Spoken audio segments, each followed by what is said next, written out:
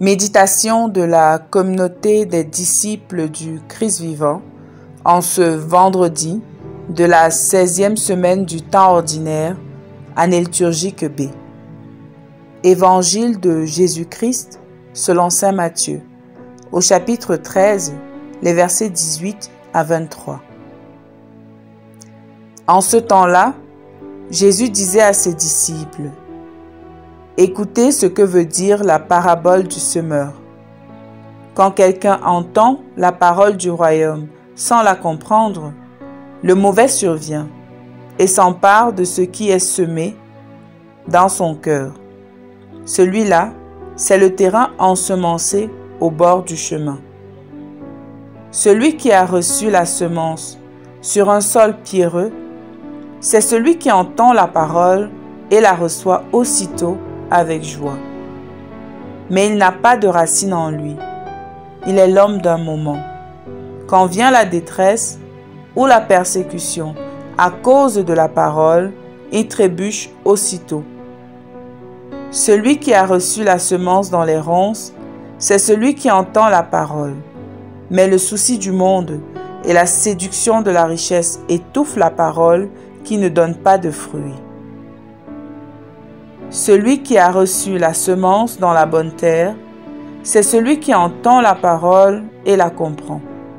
Il porte du fruit, à raison de 100, ou 60, ou 30 pour un. Acclamons la parole de Dieu. Méditation. Frères et sœurs bien-aimés, à l'aube de ce nouveau jour, tournons-nous vers le Seigneur notre Dieu, pour lui dire merci pour sa présence et son action dans notre vie. Demandons-lui d'éclairer nos cœurs par la lumière de son amour et de nous rendre dociles à sa parole de vie. Cette parole destinée à tous les hommes, il l'a sémée généreusement dans le cœur de chacun de nous. Elle germera à coup sûr, mais la qualité de la récolte dépendra inévitablement de la qualité du sol. L'évangile de ce jour nous présente en effet 4 terrains différents: le bord du chemin, le sol pierreux, le sol envahi par la mauvaise herbe et enfin la bonne terre. Ces terrains, bons ou mauvais, sont l'expression de la disposition de nos cœurs vis-à-vis de la parole de Dieu. Nous sommes donc appelés à nous examiner intérieurement pour voir si notre cœur est un terrain favorable à la parole du Seigneur. De quel côté sommes-nous? Sommes-nous du côté de l'homme au cœur dur, qui refuse la parole de Dieu parce qu'elle ne l'intéresse pas? Ou bien sommes-nous du côté de l'homme qui manque de profondeur, l'homme d'un moment, qui a une foi superficielle et éphémère, qui, bien qu'ayant accueilli la parole de Dieu avec joie, n'est pas capable de tenir ferme à celle-ci quand se présentent les souffrances et les persécutions?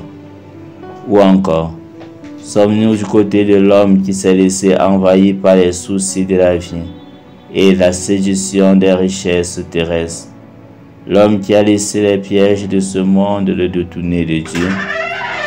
Avons-nous réellement réussi à faire de notre cœur une terre entièrement ouverte à la parole de Dieu?